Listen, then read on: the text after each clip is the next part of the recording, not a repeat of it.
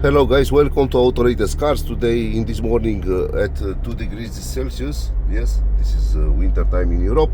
We are driving the new Ford Ranger Wildtrak 2.0 blue EcoBlue, which is a turbo diesel engine only for the European market. The version is Wildtrak. Of course, it's a car that is not available on your market, on US market, because there you could buy only the Ranger made in Mexico with the V6 2.7 liter V6 EcoBoost engine. But we are living in Europe and here we actually get the turbo diesel version of this engine, especially this most powerful version, which is called the EcoBlue twin turbo. So the engine, it's a 4-cylinder 2-liter turbo diesel engine, twin turbo. It's a 4-transit diesel engine. It's a utility van diesel, which is quite good because it could run 300,000, 400,000 kilometers with no problem.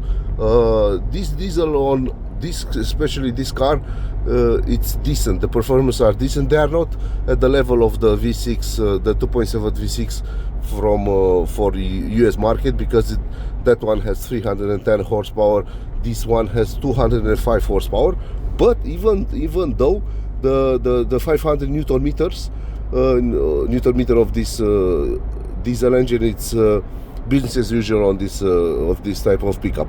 This car is made in South Africa. All European Ford Ranger are made in South Africa. It's the only pickup that is sold here that is made in outside of Thailand. Every other pickup, let's say Toyota Hilux, Mitsubishi L200, every other pickup are made in Thailand for the European market, and Ford, it's the only one that actually sells this car made in South Africa. Look at this in front of me. It's a Ukrainian Toyota Century Grande Mark II, which is quite beautiful. I haven't seen this type of vehicle on European market. That's a Japanese one, I think, and I think it has a right-hand drive. Anyway, this car has a fuel consumption of 8.7 liters of diesel in the last 120 kilometers. The average speed is 68 kilometers an hour. And the most beautiful thing about this car, I drove it 500 kilometers with an average fuel consumption of 9 liters, and actually I have 420 kilometers of range. The fuel tank, it's 85 liters. It's a big one. I thought it was 75, but it's 85, which is it's good to run 1,000 kilometers on a fuel tank, driving in the city or outside the city. First of all, the 8.7 and 9.9 liter per 100 kilometers an hour is the average fuel consumption in the city, in the Bucharest, where we are driving now, and of course on the highway with 140 kilometers an hour. So it's a very, very decent fuel consumption, because it's quite enough. The car actually, yes, it's a right-hand drive Toyota Century with the mirrors. Look at that, with the mirrors on the fenders. quite nice. The Japanese 80s technology. Brought by us by Ukrainian refugees. Anyway, the car, you can see it drives beautifully at 80 or 90 kilometers an hour. It's business as usual. Of course, we are driving the car. It's has an Goodyear Wrangler HT all-terrain tires, which are not quite good on this muddy asphalt, Bucharest muddy asphalt in the morning. But I could say about these tires that they could last 100,000 kilometers with no problem in the future, because they are also good on. They are decent on off-road. They are decent on asphalt, and they are decent on gravel. So these tires are quite good for the European market, because here in East Europe, actually we could go outside of normal roads. Okay, let's stop. We have hill hold. So this car has, there are 2 degrees outside. So my range is 408 to almost 420 kilometers of range with below half a tank. So we're driving in city. It's decent, and now I'm going to to show you how to start, how the diesel is actually feeling in somehow. This is not a kickdown because the road conditions are not good, but this is it. So that's 100, almost 100. The car is decent. You could drive it decently with no problem on normal roads. Actually, yesterday on some highways, on some private roads, I went 180 kilometers an hour, and the car drove beautifully. So it was no problem with the 2.3 empty tons of Ford Ranger. So this car actually competes on the European market with VW Amarok. The previous generation Amarok was built in Brazil, and it was a total failure for the VW group because it was very expensive, and the build quality of South American VW was I don't know, at the level of VW Polo, and they sold that car over 50,000 euros, which was like over almost $60,000 for a little pickup. This one is sold in a European market starting at 38,000 euros, which is like $37,000, and you will get an 2.0 diesel engine. This engine, but not twin turbo version. You will receive a 170 horsepower version, and the automatic gearbox, it's a entry level one. From my point of view, it's a very good gearbox. It has an this is the AT10 automatic 10-speed gearbox, which is made for F-150 and F-250 in USA. But on the entry level version, you will get an let me show you the price tag. So this is the car we are driving today, AT10 Wildtrak 2.0 Panther, 205 horsepower. The final price tag is 45,000 euros, and the entry level version, it's called is this one.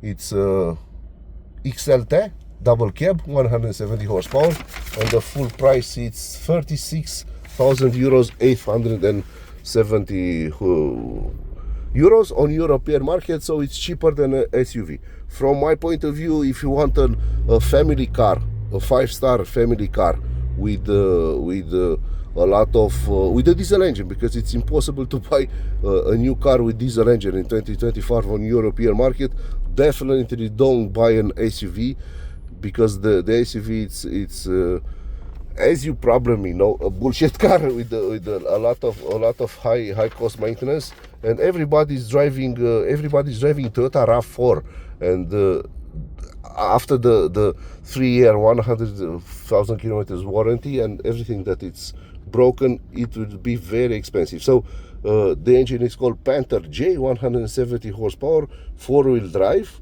180 kilometers an hour, 0-100 kilometers an hour is 12.1, and the price tag, the final price tag, the official price tag is 40,000, but you could buy this car with a discount of 10,000 euros from our partner Ford Roadhill, which is the biggest Ford dealer in Bucharest area. Or you could buy a 40,000 euro this car. It's a Wildtrak with AT10 4-wheel drive. So the drive system of this car, you are driving always 2 high, 4 high, 4 low, but also you have 4 auto, which is quite good on these roads. But the most important thing, the fuel consumption is quite decent, because we are driving the 10-speed automatic gearbox. That means that every time when you driving in the city, the gearbox actually makes wonders. Compared with the different generation of Ford Ranger that had only the former engine, which was a 2.2 turbo diesel TDCi, that was a very problematic somehow diesel engine. This new one, is the new generation. It's not made by Ford and Stellantis. It is made only by Ford, only on European markets. Of course, the previous generation had a 3.2 4-cylinder diesel engine, but that was an archaic and complicated and the fuel consumption was quite heavy on that engine, because this one that had 200 horsepower, this one has 205 horsepower.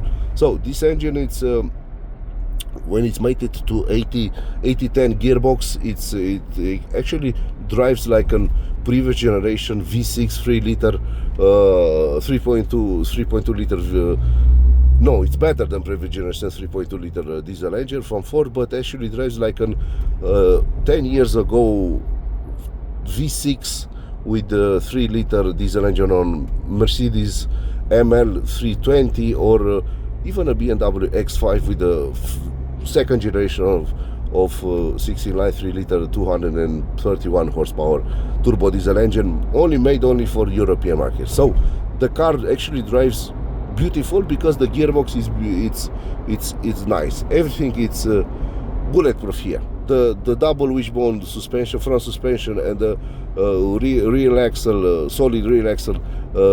Officially, it's not a good solution, but when you drive this car, the settings made by Ford and the running gear of this car, they're enough for a guy that actually wants to buy an SUV and finds out that actually a pickup is better.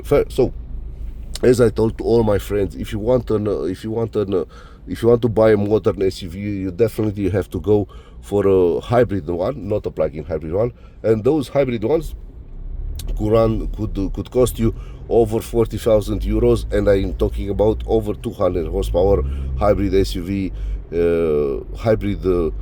with a hybrid engine. First of all, they are only road cars. This is a off-road car, because it has a leather chassis, it has an all-terrain wheels, it has 2.3 tons empty weight, and this is a normal pickup. So the strength of this car in, I don't know, let's say 300,000 kilometers, you will not compare with an SUV. SUV are made for 150, 200,000 kilometers maximum, from my point of view.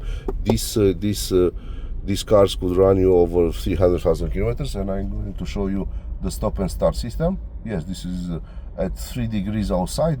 The engine has stopped because they think the electric system thinks that it's okay to stop the engine, and you can see 3 degrees outside. And we are driving now like a Prius. So this diesel engine new generations are actually even at below 3 degrees, they are quite good for maintaining fuel consumption, compared with the previous generation that actually didn't stop at this temperature. Below 7 degrees Celsius, no diesel engine will stop on Ford cars. Previously, Ford cars, real 70 degrees. Yes, today this system it's refined, and actually you could drive with this Ford Ranger with turbo diesel engine, twin turbo diesel, like a Prius. So everything it's quite decent here. Nothing could bother you, and the fuel consumption actually stays at between 8 and 9 liters per 100 kilometers in city driving. And of course, today now the engine has stopped, so it's a very, very efficient engine. So a lot of you guys from USA, you will say, okay, the stop and start system is not good for the engine. Of course, you could stop it, because Ford could allow you to stop it, but if you drive it, I don't know, 4 years, only 4 years, like a lease, 4 years, and European roads, and everybody is talking about the the fuel consumption. Everybody is talking about the pollution. Definitely you will have to use it. But if you plan to use this car for 10 or 20 years, definitely stop it, because you will have some big problems in the future. And when I say in the future, over 200,000 kilometers and 10 years with the diesel particle filter, and of course with the AdBlue injector. Of course, this engine has an AdBlue system on European markets, because it's an Euro 6 Temp E and diesel engine. So it has also almost 20 liters of AdBlue tank beneath the running gear, beneath the bed. So if you want to buy an SUV, as I told you, a hybrid SUV, you definitely have to know that that SUV, that 200 horsepower SUV, modern SUV, will cost you in 300,000 kilometers more than this car, because they are made, they're city cars. They are not off-road cars. They are not soft off-road cars. They are only city cars that actually are made to have a real life, very low real life. So that's a very big problem with the modern SUV. And of course, all around us, there are only SUVs on European market. So that's a very big problem. A lot of you guys find out that the cost of replacing front suspension of the back, or back suspension of something of this of a modern SUV, you find out that it's quite expensive compared with the pickup that actually has no problem with nothing. So if you drive this car on a daily driver on city roads, on bumpy roads, on forest roads, everywhere you will want to go, you will never put your money on the suspension, because this is made for heavy duty working. So you'll never damage it. Of course, never ever in, I don't know, 500,000 kilometers. The tires, if you have a modern SUV, you have to change the tires around 40,000 kilometers, and a good set of tires will run you at 1,000 euros on European market. With this Goodyear Wrangler tires, you could run it over 100,000 kilometers with no problem, because they are made for off-road. They are made for heavy duty roads. They are made for towing. They are made for very, very specialized cars. So you will have cheaper cost. You'll have your life will be cheaper with the pickup compared with the hybrid system. And of course, a lot of you guys are going to tell me, okay, but but the big SUV with the hybrid engine will have a fuel consumption lower. Okay, tell me, could you run 1,000 kilometers with let's say 80 liters of petrol engine over 1,000 in the city, driving with a full size SUV, hybrid SUV? And I'm talking here about Toyota Highlander, yes, 225 horsepower, BMW X5 plug-in hybrid. No, it has only plug-in hybrid. The big SUVs, not the small ones, not RAV4. The big one, because this car is a big one, it's not a small one.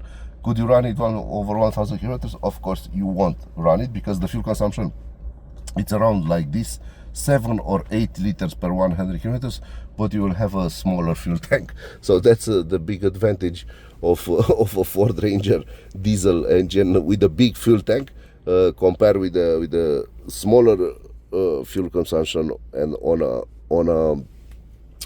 a bigger SUV. So a lot of you guys are going to tell me, because this diesel with this not so good aerodynamic brick will have a bigger fuel consumption on a highway. Wrong.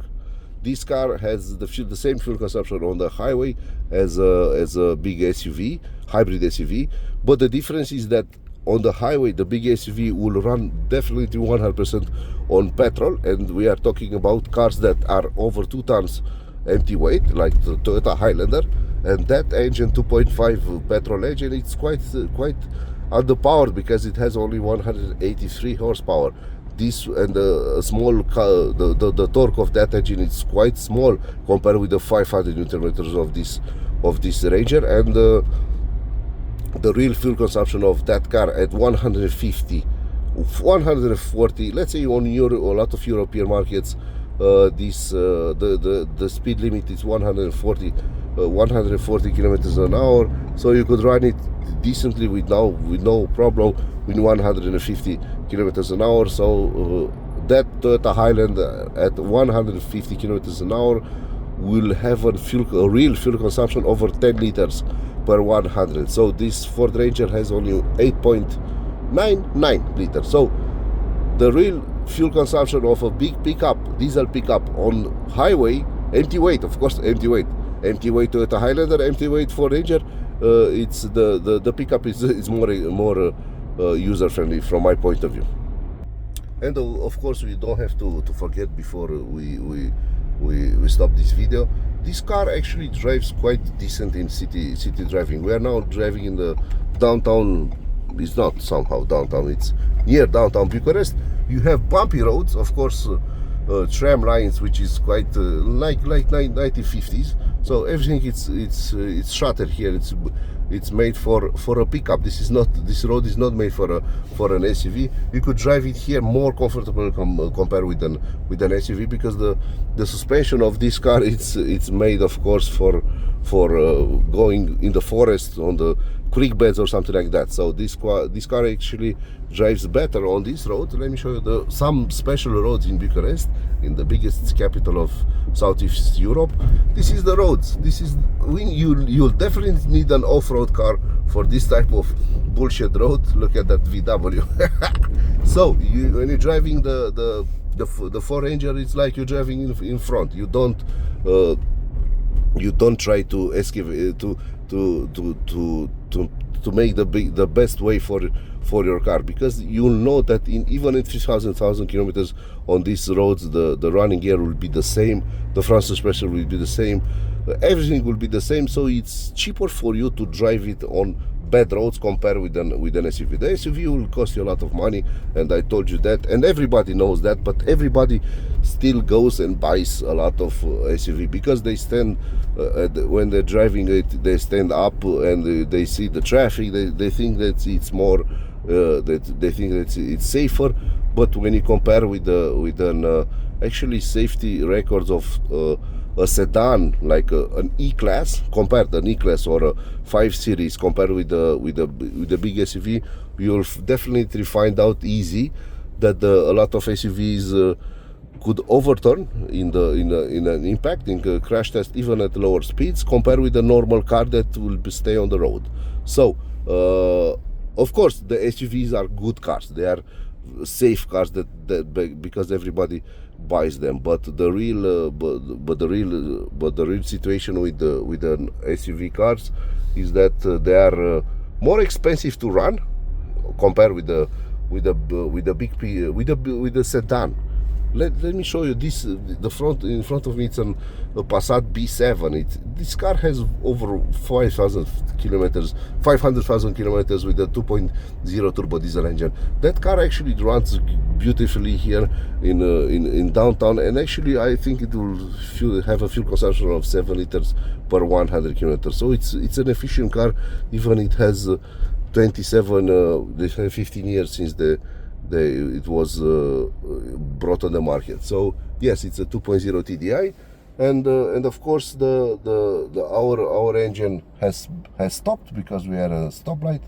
We are at 8.9 liter per 100 kilometers. So the diesel actually is the best value for your money on European markets, European cities, because even mounted on a big truck like this with over 5 meters long and 2.3 tons empty weight, this engine actually it has a good fuel consumption in city driving. And I'm not playing with you. This is the real fuel consumption. It says 9.1 liters per 100 kilometers in 500 kilometers.